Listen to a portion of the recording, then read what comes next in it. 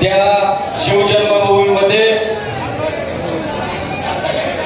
महाविकास आघाडीच्या वतीनं आदरणीय शरदचंद्रजी पवार साहेब, आदरणीय उद्धवजी ठाकरे, आदरणीय राहुलजी गांधी या तिन्ही पक्षाच्या माध्यमातून महाविकास आघाडीचा उमेदवार म्हणून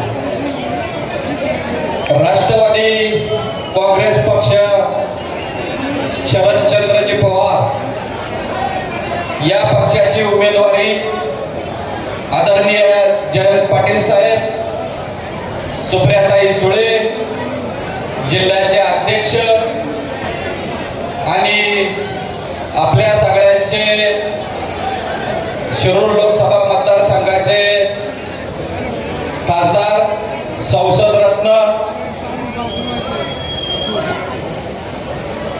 आणि आता मित्राच्या पुढे जाऊन एक भावाच्या नात्यानं ज्यांनी या ठिकाणी उमेदवारी मला दिली त्याबद्दल मी महाविकास आघाडीच्या सर्व सहकार्याचं आणि राष्ट्रवादी पक्षाचं मी या ठिकाणी आभार मानतो, त्यांना धन्यवाद देतो। खरं तर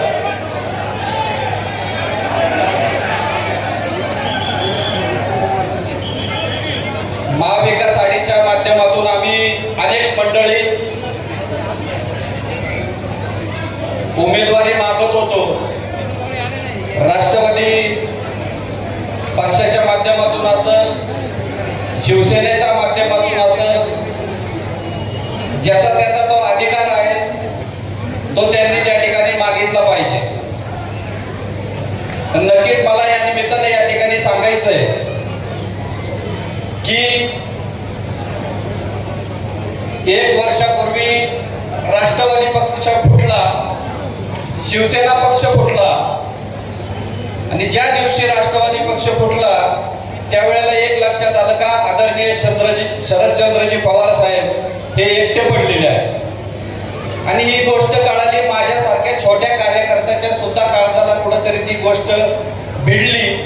टक्कर डोळ्यातून पाणी आलं, ठरवलं का सगळं बाजूला राहिलं, फक्त पवार साहेबांच्या मागे उभं राहायचं आणि त्या दिवशी निश्चय केला का काही झालं तरी पवार साहेबांच्या मागे उभं राहायचं। हा माणूस आज एकटा पडलेला आहे आणि बघता बघता बघितलं अख्खा महाराष्ट्र त्या पवार साहेबांनी जुळवला, त्या लोकसभेच्या माध्यमातून आपण पाहिलं।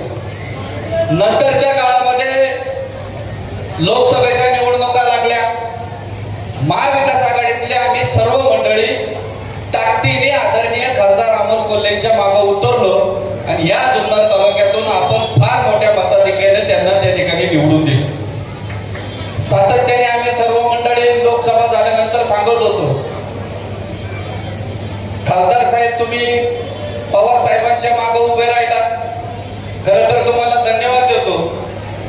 पक्षामध्ये आता मी पण आलेलो आहे, त्याच्या अगोदर आम्ही तुम्हाला पक्षात नव्हतो त्याच्या अगोदर एक शब्द आम्ही तुम्हाला वापरायचो, तो आज तुम्हाला सांगतो। आम्ही तुम्हाला वजीर म्हणायचो, बुद्धिबळातला वजीर का म्हणायचो का तो वजीर काय काम करतो, तो हे काम करतो का जर राजा वाट्यात झाला तर तो उभा चालतो, तिरपा चालतो आणि आडवा पण चालतो।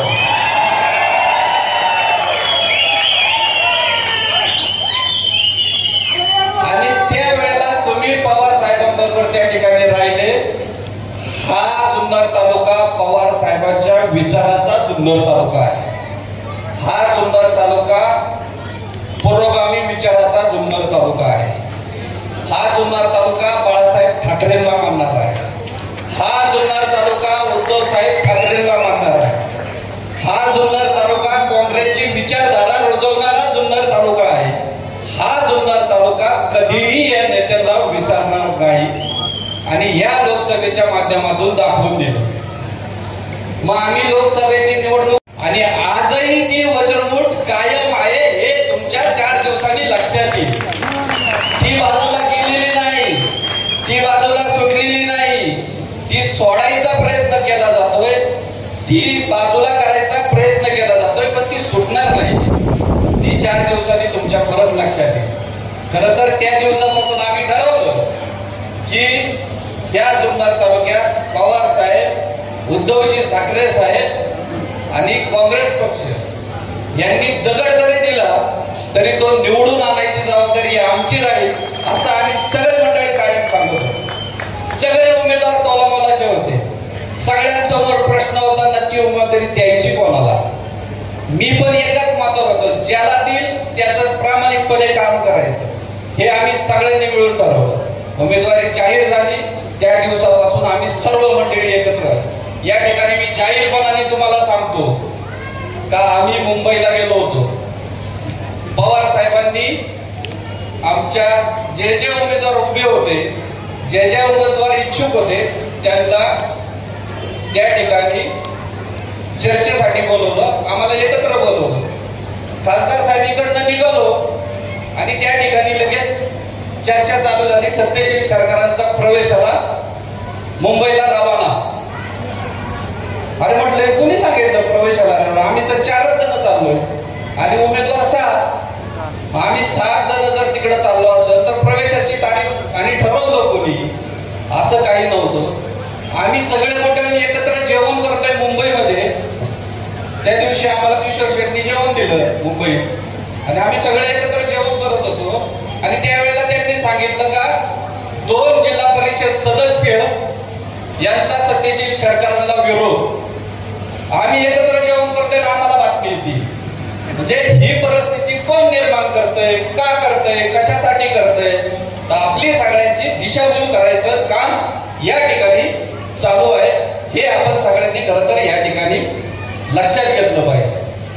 गेले 11-12 वर्ष झाले विघ्नर कारखान्याच्या माध्यमातून मी या ठिकाणी काम करतोय. तरुणांनी पाहिले, ज्येष्ठांनी पाहिले, महिलांनी पाहिले. विघ्नर कारखान्याच्या माध्यमातून स्वर्गीय निवृत्ती शेठ शेरकर असतील, सोपन शेठ असतील, त्यांनी शेतकऱ्यांच्या दृष्टीने काम केलं. तो वसा आणि वारसा ते बाळकडून मला त्या ठिकाणी मिळालेला आहे. खरं तर पंचायत समिती सदस्य सभापती म्हणून निवृत्ती शेठ शेरकरांनी काम केलं. त्याच्यानंतर बाजार समितीमध्ये काम केलं. खासदार म्हणून त्यांनी काम केलं. या वसा आणि वारसा खरं तर त्या माध्यमातून मला या राजकारणाचं बाळकडून नक्कीच या निमित्त नाही. या राजकारणामध्ये अनेक घडामोडी होत असतात, घडत असतात, पण सातत्याने पवार साहेबांची विचारधारा या शेरकर परिवारांनी कधी सोडली नाही. ज्या ज्या वेळेला पवार साहेबांनी सांगितलं त्या त्या वेळेला शेरकर परिवार सातत्याने पवार साहेबांच्या मागे उभा राहिला. 2019लाच पवार साहेबांनी सांगितलं कुणाला निवडून आणायचं.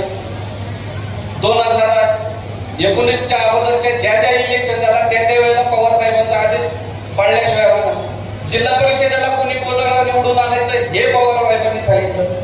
तो आदेश पाळायचं काम केलं आणि आजपर्यंत ही निष्ठा कायम पवार साहेबांच्या प्रती आम्ही सगळ्यांनी केली. या जुन्नर तालुक्याची धरणं झाली, हा जुन्नर तालुक्याचा सुजलाम सुफलाम झाला, हा आदरणीय पवार साहेबांच्या विचारधारेमुळे. त्याच्याशिवाय आपल्याला नाहीतर काही झालं.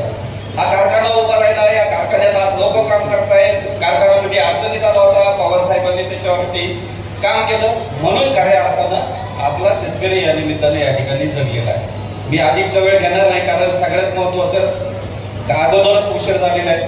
खासदार साहेब आपले मनोगत या निमित्ताने या ठिकाणी व्यक्त करणार आहे.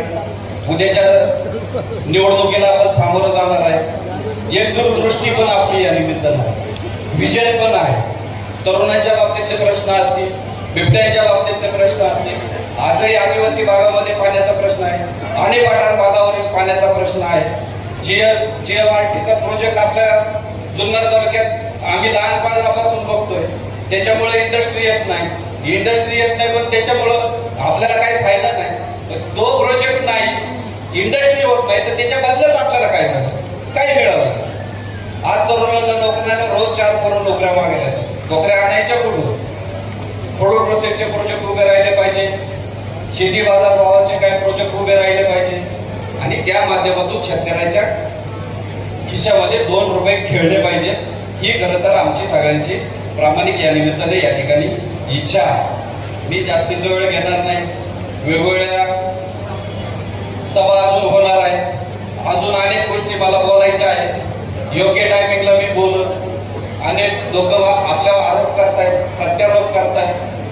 माझं प्रामाणिक म्हणणं आहे, केलं करू द्या, होत नाही पण हा जुन्नर तालुका एक संस्कृत असलेला तालुका आहे, विचारधारेला चालणारा हा तालुका आहे. ती विचारधारा या स्टेजवर पवार साहेबांच्या, खासदार साहेबांच्या किंवा ही राष्ट्रवादीची जी विचारधारा आहे तिचे ढसळण आम्ही होऊ देणार नाही, एवढं मात्र त्यांनी लक्षात ठेवावं. आणि मी पण राजकारणाचं बाळकडू मला त्या ठिकाणी घरातूनच मिळालेलं आहे. ते मिळत असताना म्हणजे माशाच्या पिल्लाला पोहायला शिकवायला लागत नाही, एवढं त्या निमित्ताने मी फक्त सांगतो. आणि एवढं लक्षात ठेवा,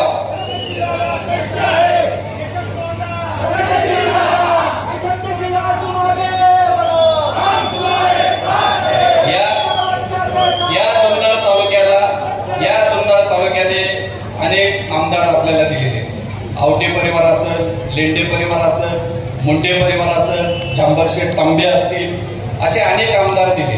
त्या आमदारांचा विचार आपल्याला या ठिकाणी रुजवायचा आहे. त्यांनी काय विचारांनी काम केलं हा विचार आपण निमित्ताने घेतला पाहिजे. आदरणीय पवार साहेबांबरोबर एकनिष्ठ पद्धतीने त्या आता या जुन्नर तालुक्यात राजकारण करत आले. आज स्टेजवर आम्ही राष्ट्रवादीचे सगळे पदाधिकारी, मुद्दाम मी सगळ्यांची नावं घेतली नाही, मी दिलगिरी व्यक्त करतो. कार्यक्रमाला उशीर झालाय, परत नाव चुकलं तर परत गडबड होऊ शकते. खरं तर सकाळपासून आपण सगळे मंडळी 10 वाजल्यापासून या जुन्नर शहरामध्ये या ठिकाणी. नक्कीच मला असं वाटतं की उद्याच्या काळामध्ये शिवसेना असेल, काँग्रेस पक्ष असेल, राष्ट्रवादी काँग्रेस पक्ष असेल, या सगळ्यांना हातात हात घेऊन आपल्याला एकत्रित या ठिकाणी या निवडणुकीमध्ये वाटचाल करायची आहे. आणि मी या निमित्तानं तुम्हाला सगळ्यांना आश्वासित करतो, उद्याच्या काळामध्ये आपल्या जुन्नर तालुक्याचं राष्ट्रवादी काँग्रेस पक्षाच्या कुठल्याही कार्यकर्त्याचं, त्याचबरोबर शिवसेनेच्या नेत्यांचं शिवसेनेच्या कार्यकर्त्यांचं, काँग्रेसच्या नेत्यांचं काँग्रेसच्या कार्यकर्त्यांचं आणि ह्या जनतेचा कधी विश्वास तुटणार नाही अशा पद्धतीचं कामकाज करत एवढं या निमित्तानं सांगतो. मी खासदार साहेब, आपण खरं तर वेळात वेळ काढून या ठिकाणी आला. खरं तर महाराष्ट्राची पूर्ण जबाबदारी आज आपल्या खांद्यावर त्या ठिकाणी दिलेली आहे. त्यामुळं मी या ठिकाणी आपल्याला वेळ देतो आणि आपण सर्व मंडळी या निमित्ताने या ठिकाणी आला त्याबद्दल आपल्याला धन्यवाद देतो आणि या ठिकाणी थांबतो. जय हिंद, जय महाराष्ट्र, जय शिवराय.